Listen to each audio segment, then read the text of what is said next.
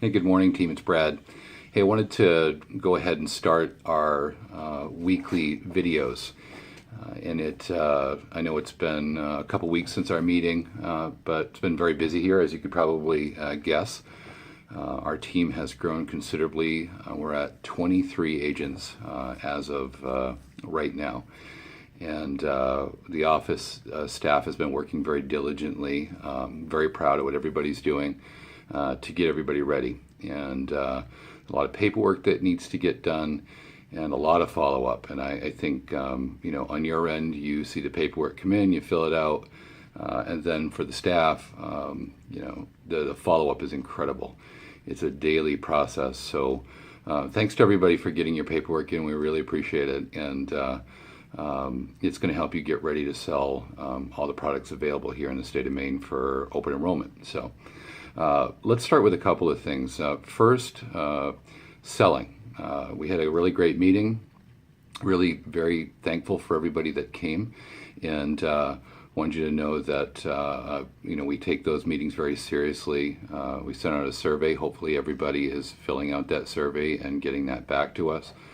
That is meaningful. We're going to send it out again just to make sure. Please don't do it twice, but fill out the survey. Let us know what your thoughts are and what we could do better.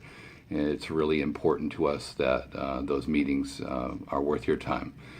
Granted, they're only once a year, but we want it to be something that you guys walk away from and going, yeah, this is definitely worth going to. So, first things first, compliance. Not my favorite subject. I think if people talk to me, they might think it is. It's not, but it's something that's very much a reality of our business. And there's a few things that I want to remind you on. Every company that we deal with is fully equipped in their training to talk to you about what's expected for you when you sell as an agent. For the new folks, it's something that you're learning and you need to be very diligent of. It can be very easy to forget certain things while they seem like they're not a big deal. CMS doesn't quite look at it that way. So be on top of it, be aware, and here's some things to look out for. Don't have a conversation without getting the scope of appointment done. We can have a basic conversation with a client, and we can talk about Medicare in general terms. But when we start talking about Medicare Advantage, Part C of Medicare, or Part D of Medicare, the drug plans, specifics about those plans are regulated by CMS. So when your client comes into your office or your client calls you, if they're in your office, fill out the scope of appointment first. Fill out all the boxes that you think you might be talking about. Fill out all the boxes. That way you're not limited. That way when you have that conversation, you can comfortably talk about what needs to be spoken about. If you are meeting with a client, send them the scope of appointment.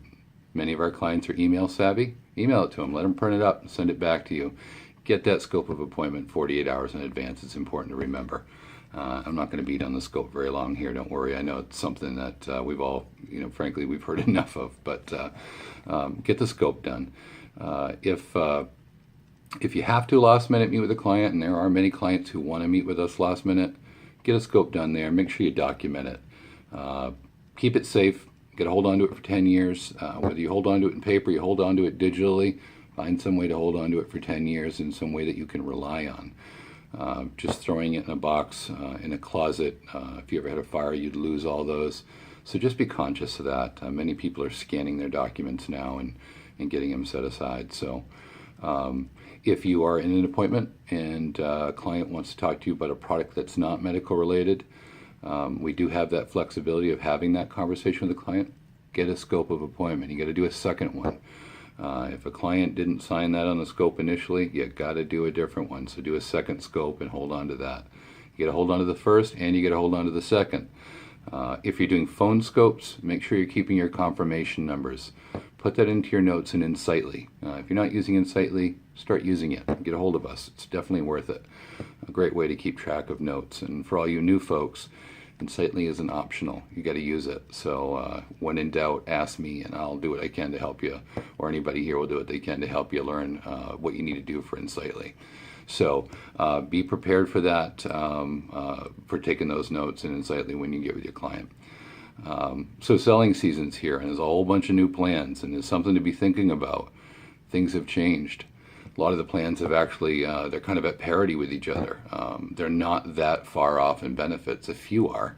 A few still have very low maximum out-of-pocket costs, like the Universal Americans Today's Options plan. I think it's the 200 this year, is a $3,400 max out-of-pocket. Excuse me, $4,400 max out-of-pocket. Still low, and it still has a reasonable premium. Additionally, something to be aware of, and we need to be very diligent on because we've seen some mistakes, is the new drug plans. Many of them have deductibles now. So even some of our MAPDs have built-in deductibles on the drug side of the plan. So the Medicare Advantage prescription drug plan programs, some like Harvard Pilgrim, they have deductibles built in. That's not necessarily a bad thing, and it's not a reason not to sell the product. But you want to be aware, and you want to make sure you teach your client. That is incredibly important. If your client does not know that they have a deductible, there's nothing like going in that first month or that beginning of the year expecting to pay a $5 copay, and it's $200 because that's part of their deductible. Just remember, once they've met their deductible, they've met it for the year, January 1st to December 31st. So be aware of that, and let's coach our clients. Be very diligent. We don't want to have upset clients. And if you got any questions on how to properly coach to that, certainly let me know. I'm not going to go on about a lot more other than get ready. The 15th is coming right up. We are at the 4th today.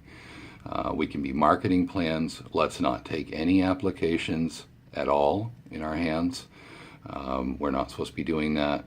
If the client wants to have you help fill out an application, you got to leave the app at the client's house and have them either mail it to you after the 15th or mail it into the company. And I highly suggest they send it to you so you can make sure it was done right and that the application doesn't fall out and you don't lose it. The last thing I'm going to mention here, follow-up. Incredibly important. One of the things that's made this office successful is Tony every year makes sure that a letter goes out to clients saying, it's a new year, there's new programs, if you need us, we're here. So whether you follow up in a letter, a phone call, follow up, make note of it, let your clients know that you're still interested in serving them. I've gotten calls, just recently where clients, it's a 3-minute phone call, they ask some quick questions and it's over. And that's all I needed to do for that client. So just keep that in mind. If you're not following up with your clients, it would be really important. So guys, I will talk to you next week. I will have more information, but for now, if you have any questions, let me know. Please feel free to get a hold of us here at the office. It is busy, so if you're getting voicemail, we will return the call. Just hang in there with us. Everybody have a great selling season, and I will certainly be talking to you guys as the next few weeks go on. Thanks, guys.